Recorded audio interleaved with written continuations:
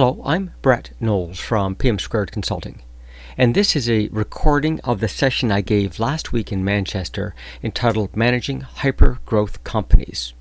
And the point is the answer is different on how we manage these companies than any other company we can think of. This seminar was partly sponsored by Therapy Giants. They're a Manchester-based consulting firm that specializes in helping hyper-growth companies achieve their full potential. They're continuing the conversation that we begin today about performance management, employee engagement, and even surviving hypergrowth. So over the years, we've worked with a number of clients that have been typified as hypergrowth. And some time ago, we wrote an article that got published in Harvard Business Review that talked about our experiences with VimpelCom and the CEO, Alexander Asimov. And this describes the 5 simple rules that we came up with to manage hypergrowth organizations. Rule number 1, sell first and ask questions later. The issue is this: it's imperative that you keep focused on what has got you to this point. There's a lot of business potential that's wasted as people chase potentials which are not focal to the business. So it's important that all sales-related objectives have a critical priority in your leadership team. So as you make decisions from moment to moment, anything related to sales is always first and foremost. Rule 2, don't try too hard to innovate. The problem is innovation has got to this point, and you might be distracted by continuing to innovate. The problem is this: while you're dealing with your current app and the marketplace's appetite to it, there's a pile of certain opportunities that are at your disposal. And as you begin chasing off other innovative ideas, you may not achieve those certain objectives, nor the other ones. And of course, the other issue is that your organization metaphorically has headlights that only shine out 3 or 6 months. And when you begin targeting on things at 12 months or 5 years, you can easily lose your way before you get there. So for now, focus on things which are in the near term and within grasp. So the overall solution here is try to prioritize all innovation-related activities as a low priority so that you and your team are not distracted to them. Job number 1 is sales. Rule 3 is organize like McDonald's. The issue is this, that you need to, as quickly as possible, standardize technology, structures, even culture, business processes across the company. Right now, as the entrepreneur, people look to you to make day-to-day decisions as well as longer-term business decisions. You need to offload everything that has now become a standardized answer, that you have a repeatable process that you use for solving that question, so that you can focus your attention on the next new things that come along, and, of course, sales.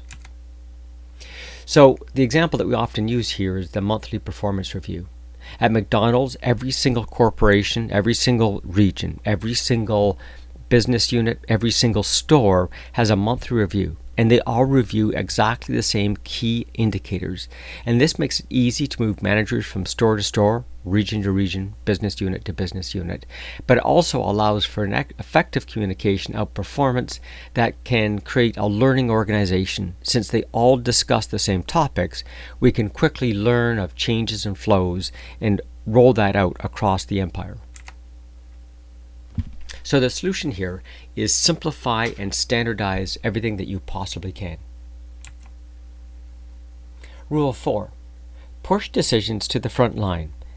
It's important that you're not the focal point of every decision, and decision paralysis is not something that you can afford in your organization. The more you can have your team make decisions for you, the more time you have available for sales. So the solution here is pretty straightforward. What you need to do is ensure that all operational decisions are left to the people who have to deliver that performance. Or if you need a formula, you need the authority and control at the point of variance. So the point of variance is where the customer has a complaint, where the programmer has a bug. You need to make sure that the person responsible at that point of variance has the control and the authority to make those decisions. And then finally, rule number 5, you need to foster a can-do culture. And it's important to recognize that you are the brand. Everything that you do is seen and scrutinized closely. So merely verbally reassuring people that they won't be punished for failure isn't doing the right thing. You have to show them the behavior that you're looking for. So if you want people to take risks, you take risks. If you want people to take a break and have a meditation break, you stop and take a meditation break. And quickly, those will become the can-do culture you're trying to produce inside your business.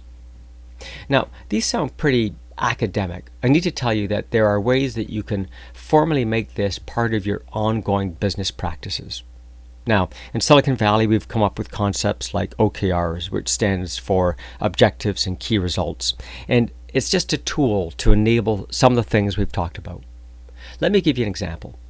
This performance measurement thing becomes a focal point of how you talk to the organization about your mandate, which of course is business success.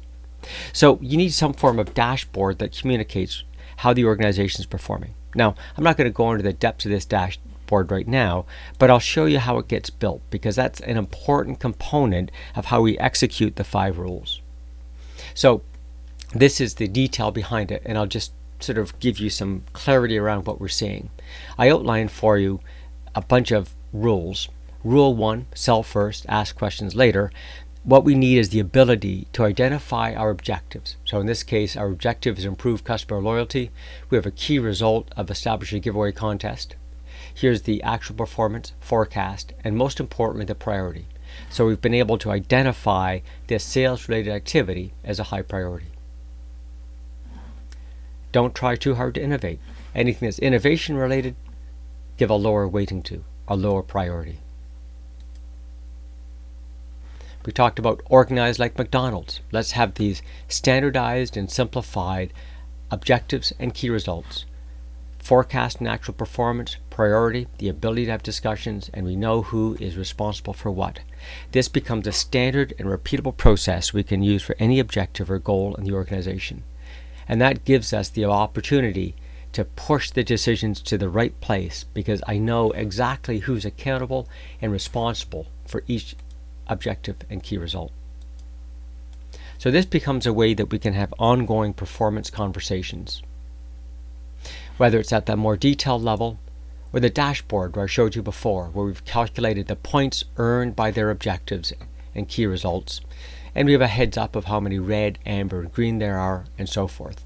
This allows us to see our performance progress, compare the departments, divisions, brands, products, and so forth. And this becomes a catalyst for us to set up our individual scorecards, and then finally individual ongoing tasks and overall performance management to allow us to integrate the individual to the team to the organization. What benefits do we have seen from organizations that follow these 5 rules? First, we see that they improve employee engagement because we understand what we're accountable for and the focus. Employee turnover decreases for the same reasons. People understand what they're accountable for, and they understand how they contribute to the overall purpose of the organization.